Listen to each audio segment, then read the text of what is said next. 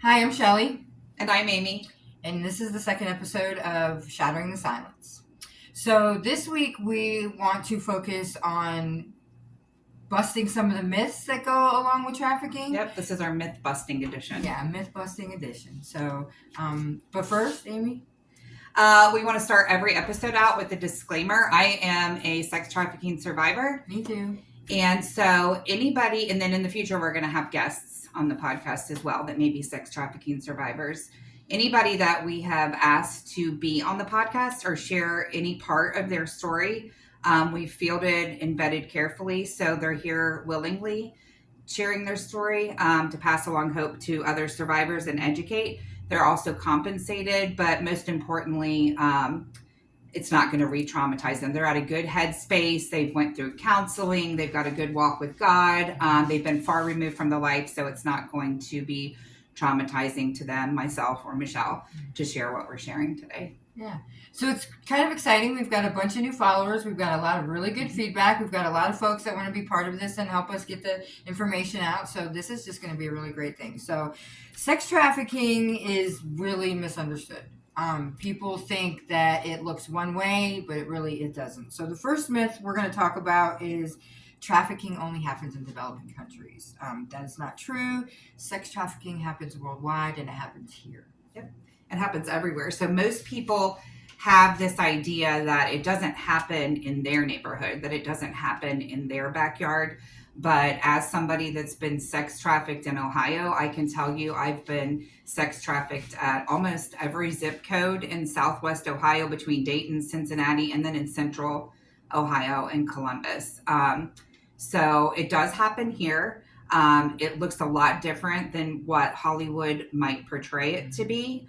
So the victims of sex trafficking and labor trafficking also look a little different than what Hollywood might portray them to be. So I was recruited, and I'll share more about my story on future podcasts, but I was recruited for several reasons. I was groomed and recruited because I had low self-esteem. I was a pick-me girl that just wanted to be loved and accepted. I also had a drug addiction, and I met somebody who I thought was my boyfriend that was a Romeo pimp. So what people might think is it's just women and children that are being sex trafficked, but actually it's people with any type of vulnerability. Substance use disorder is one. Another thing that you don't think about often is sometimes it can be familial. Like it's very common for people to be trafficked by their own family. And so it goes unnoticed by an aunt, an uncle, or mom, or dad, especially if a substance use disorder is in the mix. So yeah, it happens here. It happens in Dayton, Ohio. I personally can attest to that. I'm sure Shelly can as well. Mine's in New York. Okay. Yeah. Well, if you're in New York and watching, it happens there too. It happens everywhere. Yeah. So there are confirmed cases at every zip code in Ohio, according to like reports and arrest records and social service reports. So there's a confirmed case in every zip code in Ohio. And I would venture to say that the data is the same in every state in the United States. So it's happening here, it's real, and it's a thing. I feel like I need to go back. So I said New York because that is where the most traumatic part of it happened for me. But in my active addiction in Ohio, I was definitely exploited by myself and by other people. Mm-hmm. So I definitely did experience that here. But the part of my story that I'll talk about most on here happened in New York. So the next thing we want to talk about is that they were always kidnapped, physical restraints, or that they're held against their will. I am in that small percentage. Mm-hmm. I stayed awake for too long and fell asleep in the wrong place. And when I woke up, I was confined and could not leave. Now, did it stay that way? No, because eventually, over time, I just thought that that's what happened to girls like me. And then I thought he was going to take care of me. And then it just snowballed from there. So let's talk about that. So, yeah, that's an awful thing. And it is a small percent, but for those that experience it, like that's huge. So that percent does exist. Mm-hmm. So we've seen estimations of anywhere from like 8%. Some say it's just 4%, but largely it doesn't look like what you see. The zip ties, the abductions, people being chained.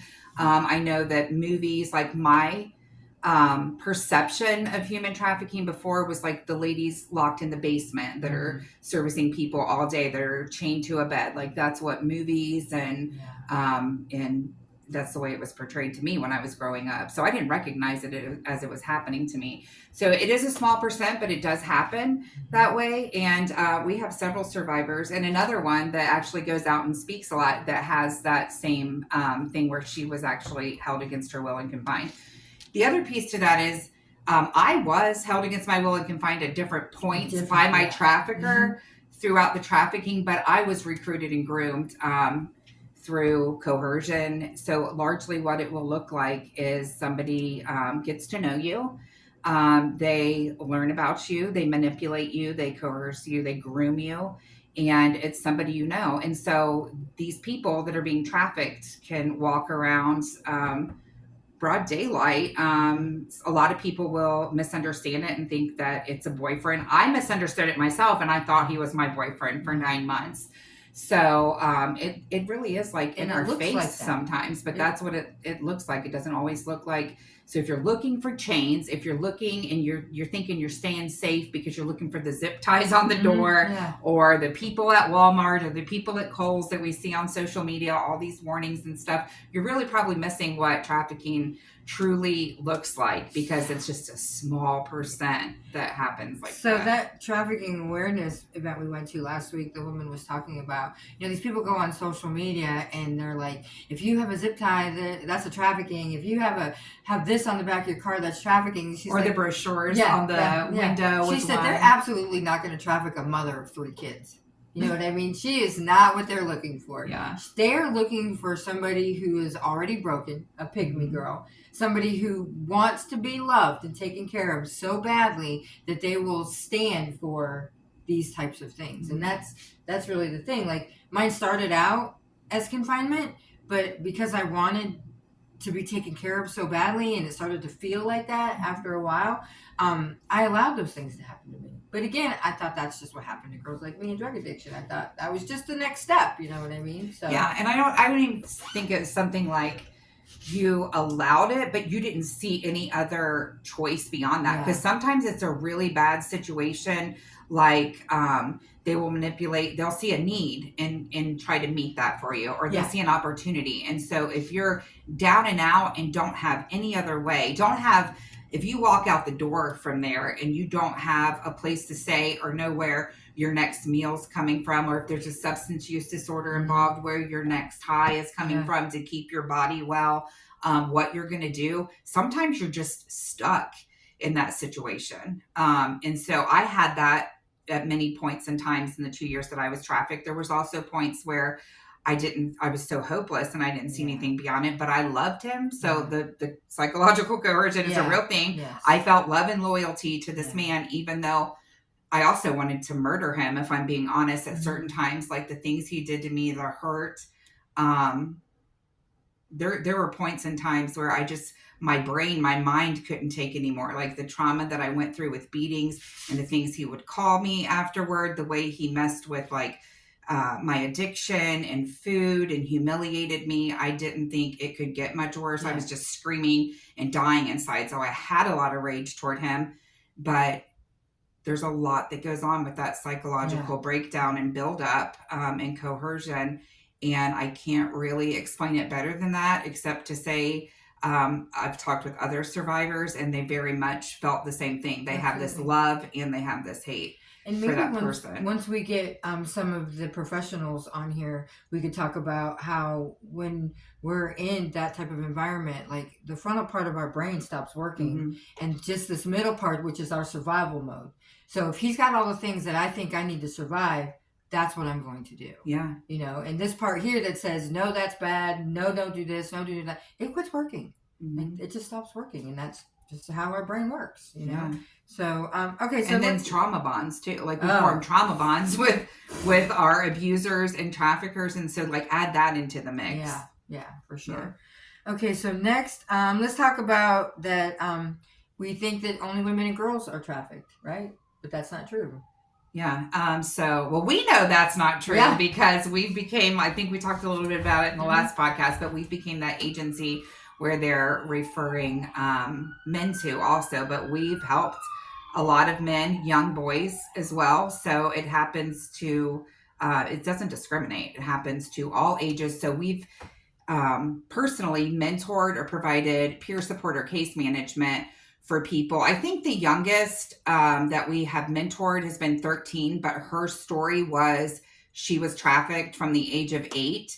So she was actually taken from Dayton, Ohio by an uncle to Toledo, made to servicemen at a hotel. They would stop halfway on the way back to Dayton and eat. And she would pull herself together on a Sunday night knowing she had to go to school the next day. Her little body wasn't even prepared for a lot of the trauma and stuff that she went through. But we've seen as young as 8 and as old as 67. That's the oldest woman that we've served is 67 who was actively being trafficked. But we know of other people as old as 72, as young as infants that are being bought or sold, or materials being made and distributed on the internet. So it's all ages, it's all races, it's all genders. It really does not discriminate. Traffickers are opportunistic. So wherever they see that they can exploit somebody, and make money. And that goes back to what I was saying about why they don't kidnap people or take people out of the Walmart parking lot. Like, they are not money makers. Yeah. And if they are, eventually it'll take a very long time before they can make any money off of them, because they have self-esteem, they have boundaries, they have, all these things, and probably not substance use disorder. So there's no way to control them. So they're about money. They're not about anything else. Yeah, they want to study them. They want to lurk in the shadows so they know that they're getting away with this and can continue to make the money. So they want to study their victim, know a little bit about them, know that they can get away with this awful injustice and crime and continue to make money. So the next one we talked about, we just talked about this a little bit. Traffickers are not always strangers. Yes. So that's true. So I very much, my trafficker, I was with him for 9 months. I called him my boyfriend, even to the day, and beyond the day that I left him. When I was in the healing home that I was in, it took one of the life coaches there to call him my pimp for the first time, because I always identified with him as my boyfriend to everybody, because he got to know me. I'll tell more about this at a later time, but I was buying drugs off of him. So he was somebody that was supplying my drug habit. I thought he was a friend and a dope boy that fell in love with me, and we fell in love, and he studied me. He got to know everything about me for 9 months, but that's typically what it looks like. So it could be a neighbor that's studying another person. It could be somebody that you're close with, somebody that gets to know things about you from other people. But what it normally looks like is somebody that you're acquainted with, somebody that you know, that is purposely learning about you, preying on you, and then they're going to use those things to groom and manipulate you. So it's not always I'm going to abduct this person from a truck stop, although those things happen. I mean, if you watch IDTV, those things happen. But it's a lot less common. It more often is somebody that you know, or somebody that the victim of sex trafficking or labor trafficking knew. So mine, he was a stranger, but I spent the 2 weeks prior to being confined with him, playing house with him. You know what I mean? So you felt like you knew him. I never in a million years expected that to happen to me. Yeah. It didn't take long after that, though. I started to recognize that all these other girls that were coming around used to be me, but were now in the next. You know what I mean? So yeah. So he spent that 2 weeks. That's a huge thing. It's like they did try to develop trust with you. Yes. The other thing was I looked at him like he was a confidant, a father figure. He would do things like take me on rides while he was delivering the dope and would say like, oh, you don't want to become like them. Yeah. He would give me little tips like when you go somewhere, if you're out here in these streets using, make sure you're taking your vitamins, you're drinking this, look out for this. Like he would tell me different ways people would try to get me But he would always make sure I ate, I had money, I was doing things. So I always felt like, oh, this dude has my best interest in mind. Yes. And that's why I fell so hard and so fast Yeah. for him, is I absolutely 100% did trust him and think he had my best interest in mind. Right. And that's, my guard was all the way down. Yeah. Okay, so next let's talk about people think that we could just leave. That we can just, I'm leaving. Yeah. It's not like that. Yeah. Right? Or they think that people, when they're out and about, like, oh, you had the chance, you were away from him, why didn't you ask for help? So physically I have the chance, but mentally I don't. I am stuck here because I don't think I have any other choice. Like, it's not about, could I just get up and walk out? I sure could have. You know what I mean? After he let me start moving around again, I could have left. But you know what leaving would have meant? No place to live. Nobody give me my drugs. Nobody telling me that I was pretty. You know, all the things that I needed in my life at that time. I went to the store by myself. You know what I mean? Like, I could, but I went back because there was no place else to go. Yeah. And so a lot of times it is because of limited choices or no other alternatives. Another thing is they instill such fear in you too. Like, I've had my family threatened. I've been beaten. The psychological games that he would play, take me to rock quarries and pull out a shovel and give me a hit of crack. And while I'm high, it puts you kind of in a paranoid state for a little bit. And like during those few minutes, would play mind games. Like, I'm about to kill you. There was plenty of times. There were other stories that some are true and some I still, to this day, I don't know if they were rumors or they were just stories made up to plant that seed and to instill that fear in me. But about dead bodies, about girls that went missing, about girls he had dumped off in Atlanta, like all these different things. So I knew, and then you mix in the drugs and the lack of sleep and all this other stuff. I was scared to death. Like, I just knew I was going back to him. Add in those trauma bonds that we talked about, add in no choices, add in all of that. There's usually, and it's the same thing that happens with women that are abused or domestic violence situations, is they are scared of change because everybody and everything that they've known has failed them and they've led to this. So why should you trust anybody else? You're not going to walk up to a total stranger who may also be connected to your trafficker because he had all kinds of connections. Let me go somewhere for 2 days and try to get away from him. He would find me. He was tracking me on the phone. Like, there was just all these different things. So yes, there were times that I was in Walmart with him, without him. There were times I would take his truck and drive and go deliver the dope. I could have drove that truck straight to a police station, but they also instill a healthy fear of law enforcement into you. They're always like, what are you going to do? So what he told me was, what are you going to do? Tell them that you're out here selling sex? You're a prostitute. That's what he would say. They would arrest you. We're like, you're high. You can't, like, so I already knew. And he always looked at, like, I'm the one that's going to take care of you. So he always made sure he badmouthed law enforcement. So I knew that wasn't an avenue, or it was a risky avenue to turn to. Yes, I could have driven the truck there a few times. I could have called for help. I was away from him at times with the phone, although he rotated phones. So there was a bunch of different phones and we would rotate them. And those are the phones people would call for women, for sex, for drugs also. So I didn't know if those were being tracked. At the end of the day, there's a lot of complex things that goes into why somebody might not ask for help. But the majority of people might be out here and out and about, even with their trafficker, having all those red flags, but they're not going to ask for help.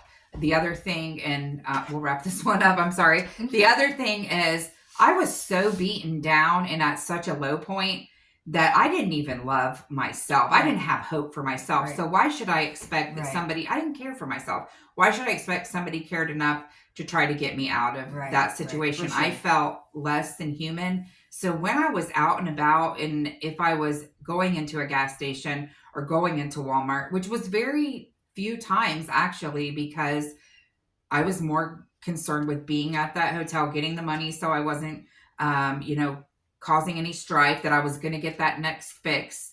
that I was going to get the drugs, or I was too busy using drugs. So the times that I did go out and about, I was so beaten down and hopeless that I didn't even make eye contact with people. I literally didn't look to the ground. They say trafficking survivors and victims look to the ground because of fear, but sometimes it's because they don't even feel human. They're at such a bad place mentally and emotionally, and I wouldn't look you in the eye because I didn't even feel worthy. Right. Not the cashier, nobody. Because we just knew if you looked at us, you would know. Mm-hmm. You know, I just want to share really quick before we move on. One of the things that was big for me is my trafficker got very paranoid. So this one time I was cooking and he thought I put something in his food.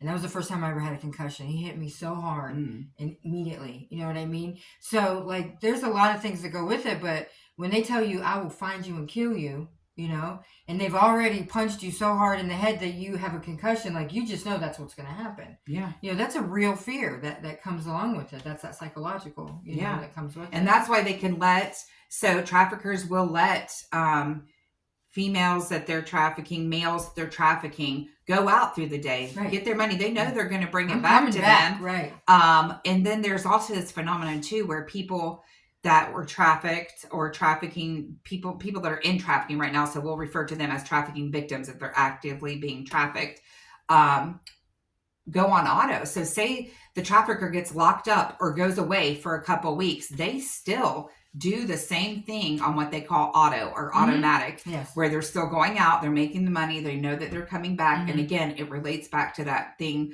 of they make you take vouchers of loyalty or that fear that they know. So I've known of a trafficker that's went away for 4 months, and the ladies operated the Hawthorne Inn on Poe Avenue in the same manner as if he was there, because they make sure that they instill that fear and that you're coming back.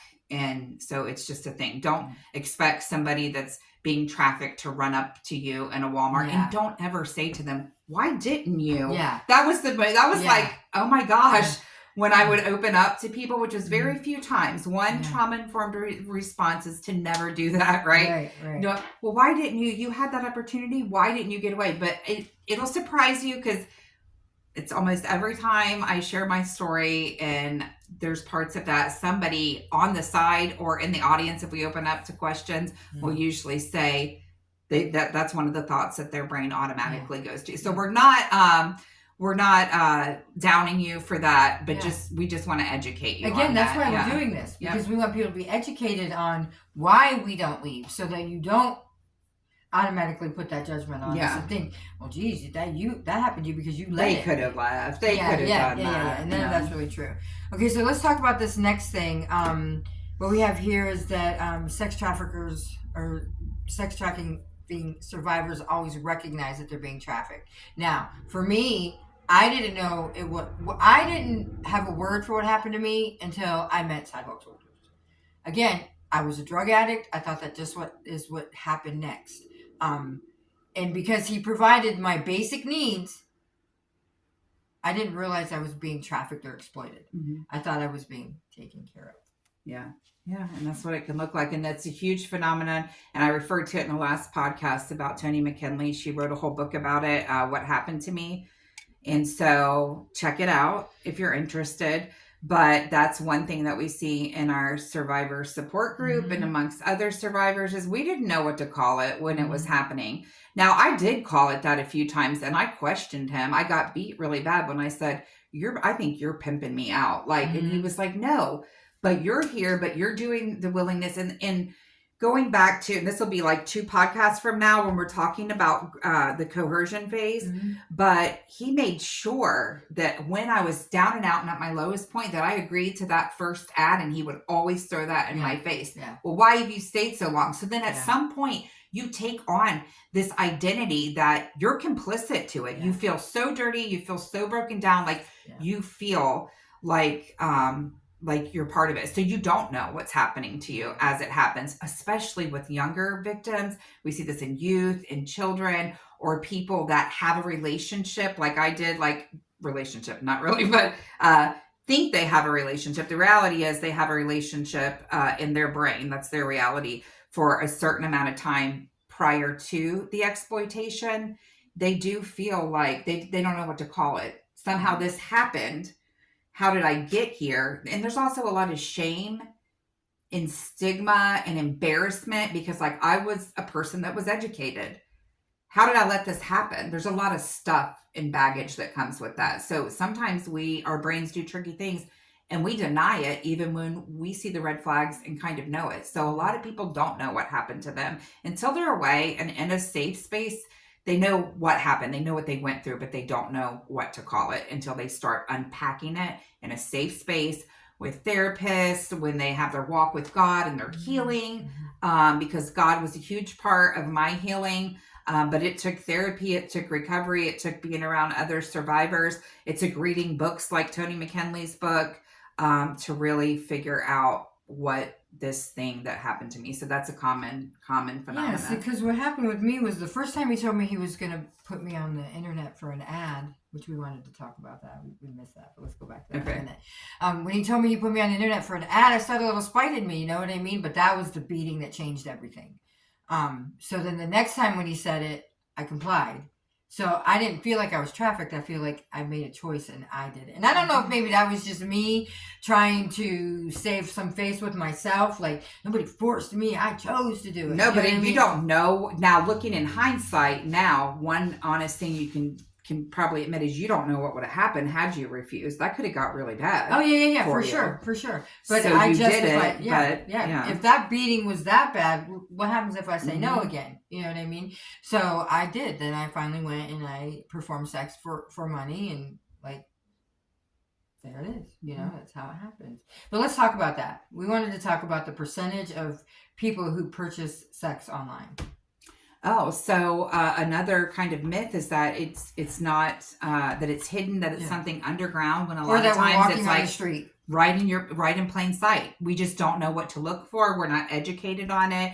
We're thinking in our minds still that it's the people that are being smuggled in the back of like large semis, or people that are being kidnapped and they're tucked away and they're chained away. But like, there's a statistic that the Human Trafficking Institute came out with that says 72% of trafficking survivors were advertised at one point online. So the piece of the trafficking was. So whether labor trafficking, whether it's a job that says that, you know, like, come here, this is a great opportunity, door-to-door sales, travel the United States, or it is actually women and children being and men being trafficked online. Because let's be real, men, it's a huge thing in Dayton, especially in the gay community.